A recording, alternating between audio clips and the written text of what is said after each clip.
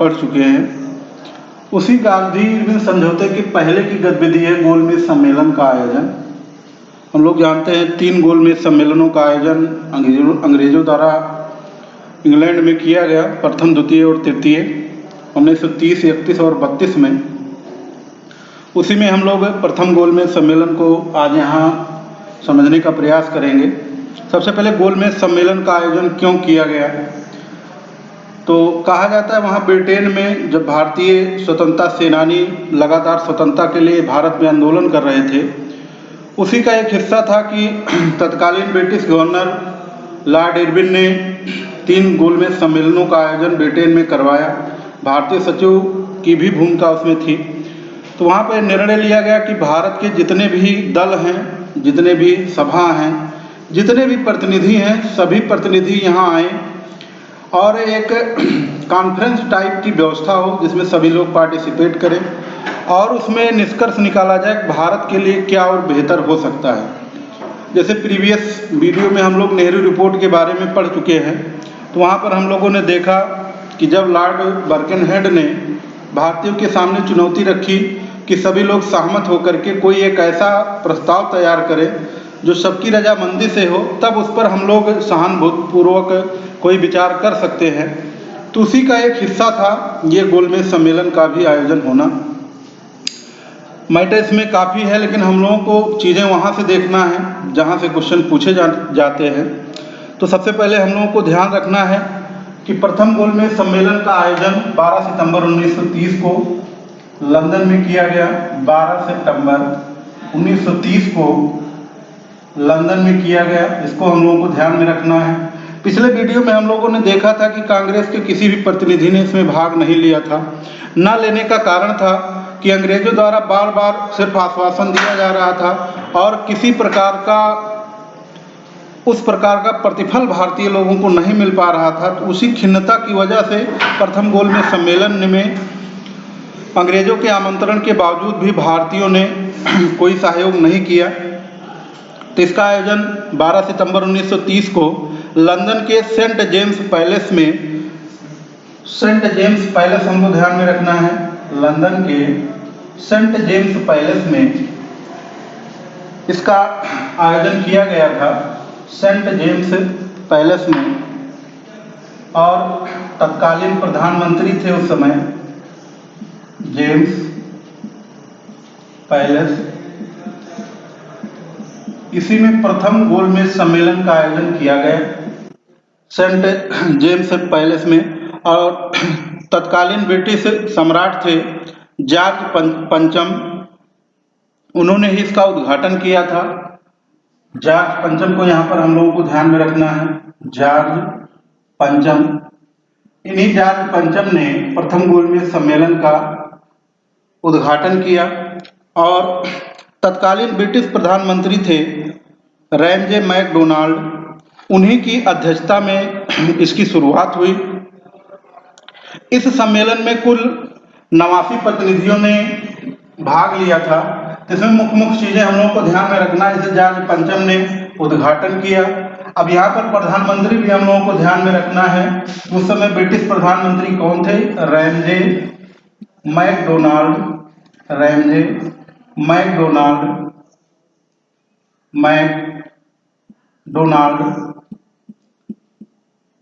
इन्हीं की अध्यक्षता में प्रथम गोलमेज सम्मेलन का आयोजन किया गया। अब इसमें कितने प्रतिनिधि भाग लिए? तो भारत की तरफ से इसमें 89 प्रतिनिधियों ने, सदस्यों ने भाग लिया। अब इन सदस्यों में कौन कहां से था, इसमें हम लोगों को समझना है कि 89 सदस्य कहां कहां से सम्मिलित थे। इसमें से 57 ब्रिटिश भारत के थे, 57 सदस्य जो थे वो ब्रिटिश भारत के थे, ब्रिटिश भारत के। 89 में से 57 सदस्य ब्रिटिश भारत के थे। 16 प्रतिनिधि जो थे रियासतों के थे। अब आगे हम लोगों को 16 ध्यान में रखना है कि ये रियासतों से संबंधित थे, रियासतों से। 57 सदस्य जो थे वो ब्रिटिश भारतीय क्षेत्र से थे, 16 प्रतिनिधि रियासतों से संबंधित थे। शेष जो 16 बचे हुए थे वो ब्रिटेन के प्रमुख राजनीतिक दलों के संसद सदस्य थे। बाकी जो इसमें 16 बच रहे हैं वो ब्रिटेन के जो राजनीतिक दल थे उनके द्वारा चुने गए जो संसद में वहां पे सदस्य थे वो लोग थे। तो ये कुल मिलाकर के 89 सदस्य थे जो प्रथम गोलमेज सम्मेलन में शामिल हुए या पार्टिसिपेट किए। देशी रियासतों में अगर हम लोग बात करें, अलवर, बीकानेर, भोपाल, पटियाला, बड़ौदा, ग्वालियर तथा मैसूर, इनके भी प्रतिनिधि इसमें सम्मिलित हुए थे। अब इन प्रतिनिधियों में अगर देखें तो जैसे बात की जाती हिंदू महासभा से, हिंदू महासभा से किसने पार्टिसिपेट किया था, तो इसमें जयकर और बीएस मुंजे का नाम लिया जाता है। हिंदू महासभा से भाग लेने वाले प्रतिनिधियों में जयकर और मुंजे को हम लोगों को ध्यान में रखना है कि ये दो लोग हिंदू महासभा से पार्टिसिपेट किए थे। जयकर और मुंजे हिंदू महासभा से, हिंदू महासभा से, महासभा से, हिंदू महासभा से जयकर और मुंजे, इन दो लोगों को ध्यान में रखना है कि इन दोनों लोगों ने हिंदू महासभा से भाग लिया। उसके अलावा उदारवादी अगर हम लोग देखें तो शिवाजी चिंतामणि और टीवी सप्रू थे। उदारवादियों में अगर देखें उदारवादी, उदारवादियों में से दो सबसे प्रमुख थे, शिवाजी चिंतामणि, वाई चिंतामणि, चिंतामणि और टीवी सप्रू एवं टीवी सप्रू को हमें ध्यान में रखना है। तो कहने का मतलब 89 प्रतिनिधि इसमें पार्टिसिपेट करते हैं। उसमें से 57 ब्रिटिश प्रांतों से संबंधित होते हैं, 16 देशी रियासतों से संबंधित होते हैं। बाकी 16 जो बचते हैं वो ब्रिटिश संसदों के या ब्रिटेन में जो राजनीतिक दल थे उनके जो सदस्य संसद में निर्वाचित हुए थे वो पार्टिसिपेट किए थे। कुछ भारतीय रियासतें थी जिनके प्रतिनिधि इसमें पार्टिसिपेट किए, जिसमें अलवर, बीकानेर, भोपाल, पटियाला, बड़ौदा, ग्वालियर, मैसूर। इसमें हिंदू महासभा से जयकर और बीएस मुंजे और उदारवादियों में शिवाजी चिंतामणि एवं टीवी सप्रू थे। मुस्लिम में बात करें हम लोग तो आगा खां, मोहम्मद शफी, मोहम्मद इमाम, मोहम्मद अली जिन्ना और फजलुल हक ये प्रमुख रूप से शामिल हुए थे। इन्होंने मुस्लिम लीग की तरफ से अपना पक्ष रखा। सिखों में अगर हम लोग देखें तो सरदार संपूर्ण सिंह थे सिखों की तरफ से, जिन्होंने इसमें पार्टिसिपेट किया था। अब इन नामों को हम लोगों को ध्यान में रखना है। अब जैसे मुस्लिम की बात करें हम लोग, मुस्लिम में कौन कौन इसमें पार्टिसिपेट किया, तो इसमें आगा खां, मोहम्मद शफी, आगा खां, मोहम्मद शफी,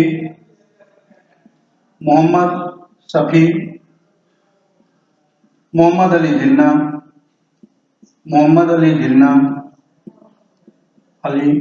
जिन्ना,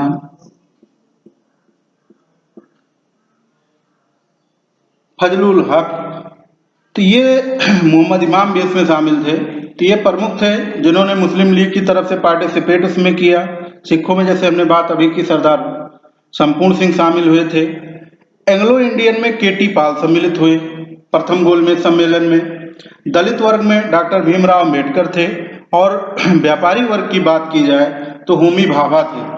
तो इसमें सिखों में हम लोग ध्यान रखना है, सिखों में किसने पार्टिसिपेट किया था, सिख में किसने पार्टिसिपेट किया, तो सरदार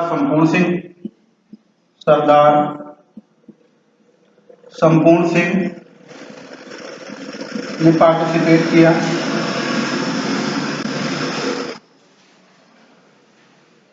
एंग्लो इंडियन अगर हम लोग देखें तो केटी पाल थे। एंग्लो इंडियन की अगर बात की जाए, इंडियन इसमें हम लोगों को ध्यान में रखना है केटी पाल को, केटी पाल ने इसमें पार्टिसिपेट किया। अब इसमें अलग अलग वर्ग के नाम हम लोगों को ध्यान में रखने हैं। सिखों में सरदार संपूर्ण सिंह, एंग्लो इंडियन केटी पाल, दलित वर्ग में डॉक्टर भीमराव अम्बेडकर को हम लोगों को ध्यान में रखना है। अब भीमराव अम्बेडकर में एक और क्वेश्चन बनता है, किसने तीनों में पार्टिसिपेट किया था? तो डॉक्टर अम्बेडकर जी एकमात्र ऐसे व्यक्ति थे जिन्होंने तीनों गोलमेज सम्मेलनों में पार्टिसिपेट किया। दलित वर्ग की अगर हम लोग बात करें, दलित वर्ग, तो इसमें डॉक्टर भीमराव अम्बेडकर, डॉक्टर भीमराव अम्बेडकर, भीमराव अम्बेडकर,